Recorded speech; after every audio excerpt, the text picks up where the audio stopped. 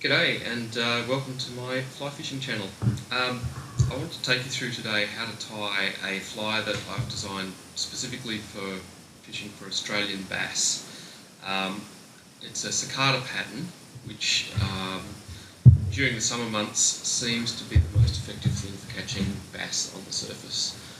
Now, there were a few challenges in designing this fly, the main one being how to get a cicada where the wings splayed outwards away from the body on the water. And I went through a lot of different designs trying to find the best way to do that. Most of those initial designs were, while they might have looked good in the vise, they didn't work on the water. They simply spun in the air or they were impossible to cast. But this is the best solution that I've found. It seems to cast well, it lands the right way up, it floats, it creates a realistic wing profile in the water, and it seems to really get the bass going. So this is my little design, I call it the Peachy Cicada. It's a combination of a few different techniques from different cicada patterns that I've found, and I've just kind of taken the best elements of those patterns, I think, and combined them into one pattern. So I'll take you through the materials that we need and then we'll get started. Okay, so here's the materials you're going to need. For the hook, I'm using a Firehole Sticks 839 in size 8. It's a streamer hook. It's a 3XL 2XG heavy, so it's bigger than a size 8 trout hook that you might choose, for instance. This is the one. I have tried it in a larger size. And you can do that. What I found with the bass though was that the slightly smaller size tended to get a better hook-up rate. If you wanted to only target large fish and just sort of have the small fish not swallow the fly and hook up, then you might go up to a size 6 or a size 4 even. Next, for the thread, we're going to use a 8/0 sort of rust brown orange colour. For the body, black craft foam. This is about the thicker version, about 3mm, and wrapped around that some chenille. This is ice dub chenille in tan. You can change the colours to suit whatever the local cicadas are. I do tie them in green as well, but if you've got different coloured cicadas in your area, then by all means change the colours. The legs are just rubber legs. These are a kind of browny colour. And for the wing, we're going to use crystal flash in pearl and some deer hair. And that's about it. Apart from that, you just need a couple of glues, some Zappa Gap or super glue would probably do it, and a little bit of UV resin for the head. Alright, let's get started. Okay, we're going to start by cutting a couple of pieces of foam. The first one is the main part of the body, and we want it to be about roughly twice the length of the hook, so say about that long, and roughly the gape, perhaps just a little bit more than the gape of the hook wide. So I'll cut that down.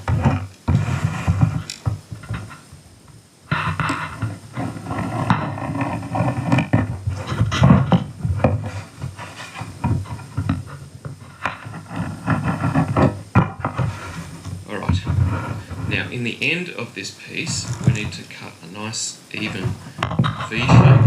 If we can just move this. This is to shape the tail part of the cicada. So we'll go from the middle, cut back to the edge, getting as even as you can. Now we're going to turn it over, and we'll do the same on this side.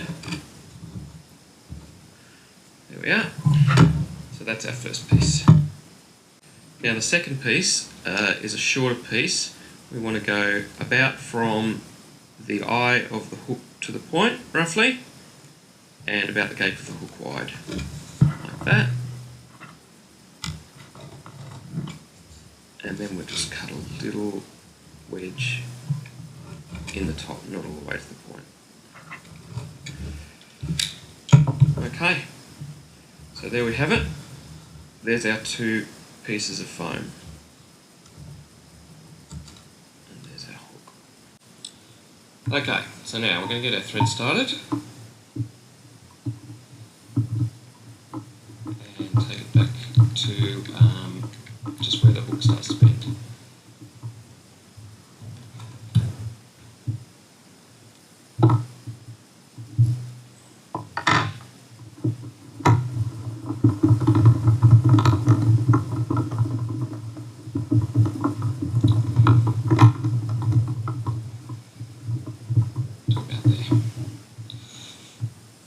Now, we're going to take the small piece of foam and tie this in, place it on your side of the hook and tie it in, and that will kind of roll it over the top of the hook.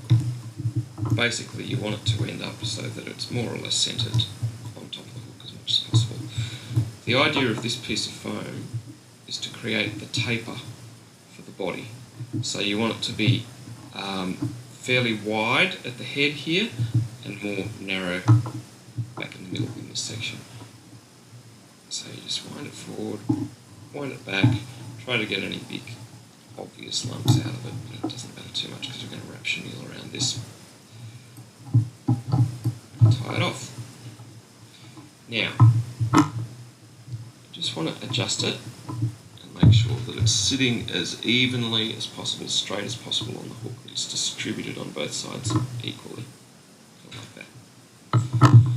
Then we're going to get a little bit of Zap-A-Gap.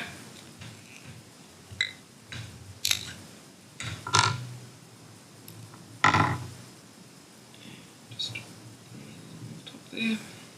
That's going to stop the fly from spinning, and it will also just help to secure the chenille to the body. Alright, now take your chenille for the body, and after you've just stripped a little bit off the end, exposed a little bit of the cord there, you tie that in at the base of the hook here.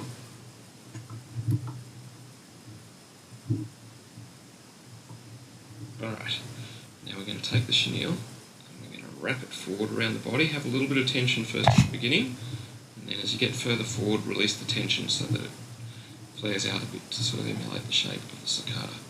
Take it pretty much all the way to the eye, then come back, and again try and preserve that tapering so that it's a little bit thinner towards the back of the fly. And tie it off. Turn it the right way up again, and then we'll trim it.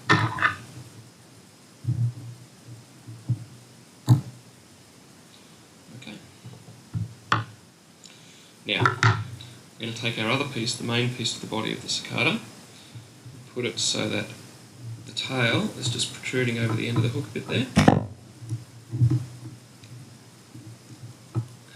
we'll take a couple of wraps, tie it in.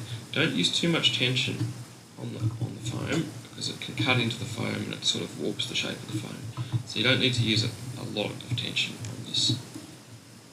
Alright, now you want to make sure that it's sort of distributed straight on the top of the fly so that it's sitting flat. Once you've done that, done about 3 wraps, bring it up to this side, fold that forward and bring the cord under the foam. And then you're going to run it forward a little bit to where the next body segment is. And come around the foam there. So, go around that maybe 3 times. That. If you don't have a rotary vise, you can just do this with the normal working method. Okay. Next we're going to take a length of our leg. And this is going to be the back two legs. So what I like to do is just cut off one whole strand like this. And we'll take one piece to be the back 2 legs, so probably about 7, 8 centimetres, something like that. that off. Now bring it in from the front of the fly underneath the foam. Try to get the length of the legs equal. Pull them back a little bit. And then pulling the legs back and down, you fold the foam forward again and take a couple more wraps around the foam and over the top of the legs to hold them in place. 2, 3. Alright, then we're going to come up to here again, lift up the foam and advance the thread again to the next body segment. So you're going across here so that it's crossing over on the top of the fly underneath the foam. Come down the other side and around.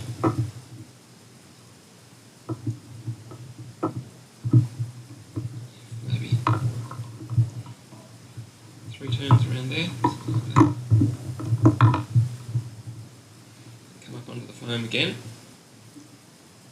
and advance it. This time you're going to go practically to the eye of the hook. Go around. Again, you can adjust the foam as you go, just to make sure that it's sort of distributing evenly and sitting flat on the top of the hook. So here we'll go around maybe 3 times. Again, don't use too much tension. If you use too much tension, you'll tend to pull the foam out of shape and cut into it too much. So, once you're sitting flat, we're going to take our crystal flash and tie in the top part of the wing. So I like to use about 8 or so strands, but just a small bunch like that, something like that.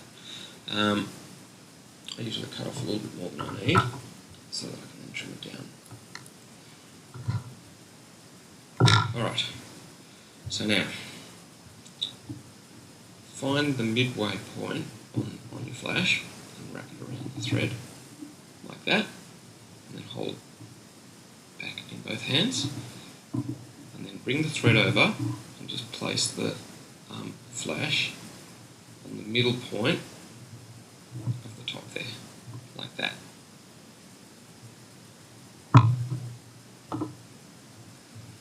Then we're just going to take a few wraps around that. This way. And then back over this way. Just to sort of secure it down a little bit if you can.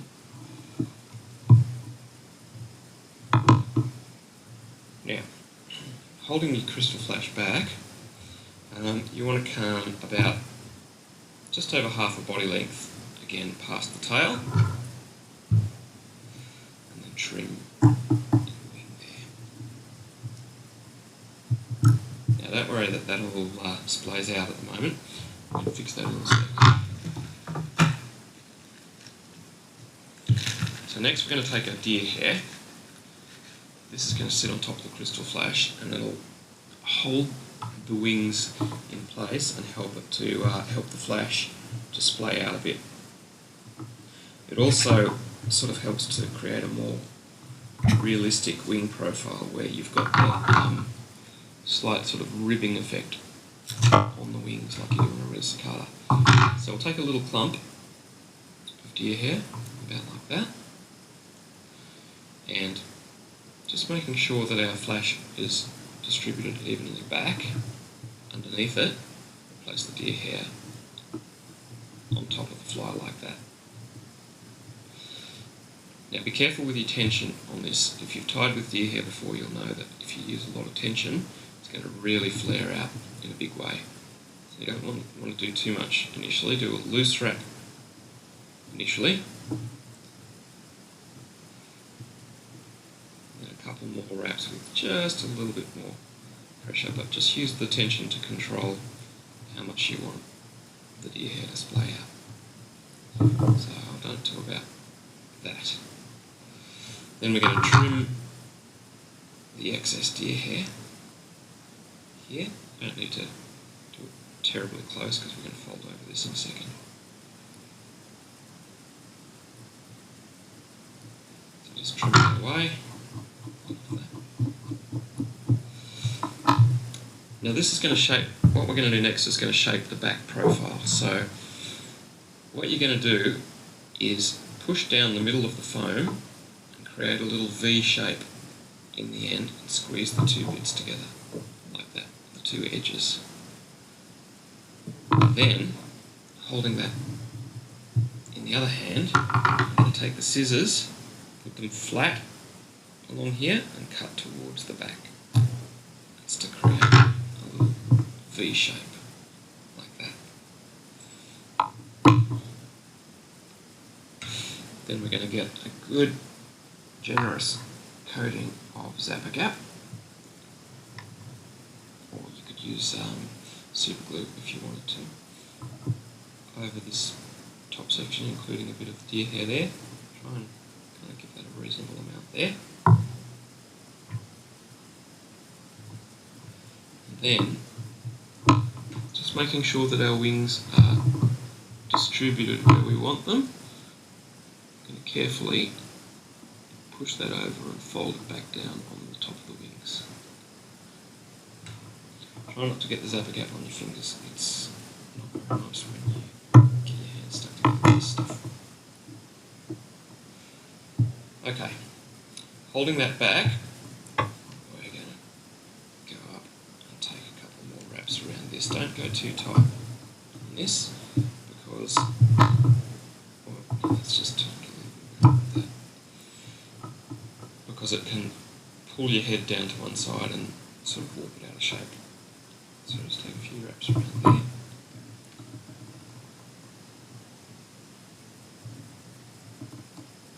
And it should be holding the wings down, splaying them out. You can sort of adjust how it's sitting a little bit as you go.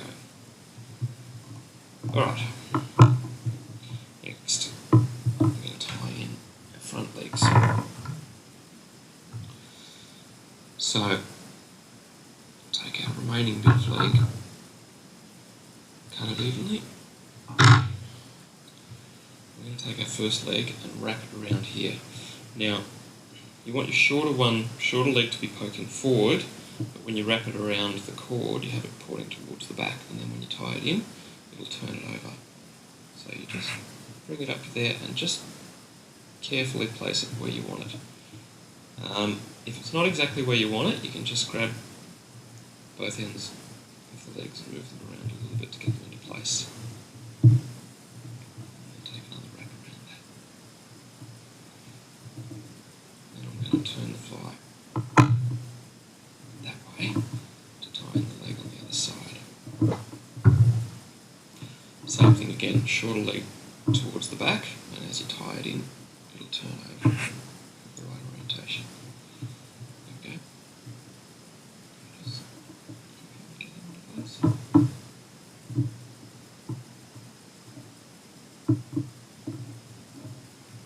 Take a few wraps around that.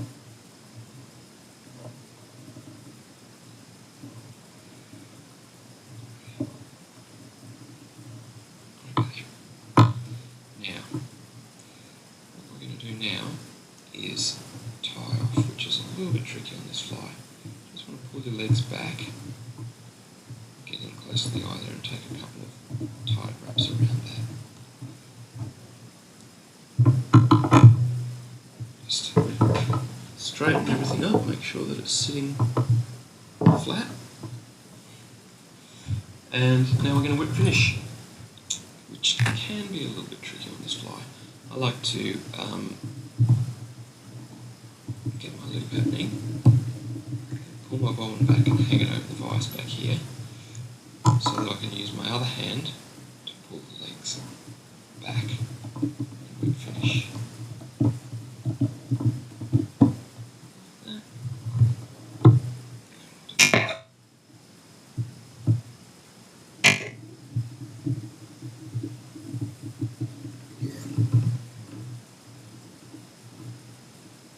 So again, over the bobbin, pull the legs back.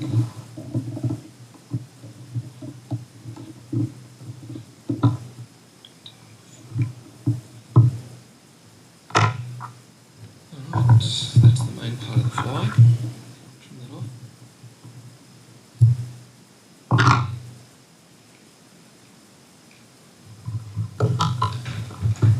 Now I'm going to use a little bit of UV resin to secure the knot, but also just to help to hold the body in place so that the head of the fly doesn't rotate on the hook.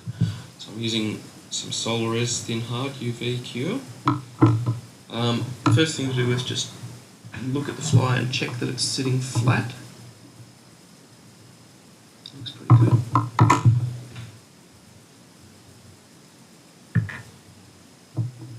I'm going to put some UV down over the legs and onto the side of the hook, over the main thread there.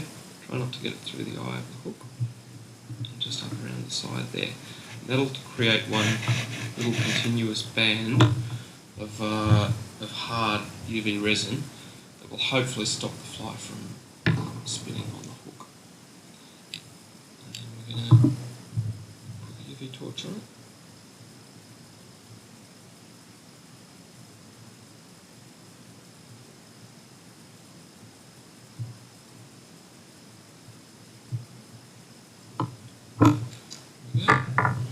Now the only other thing to do is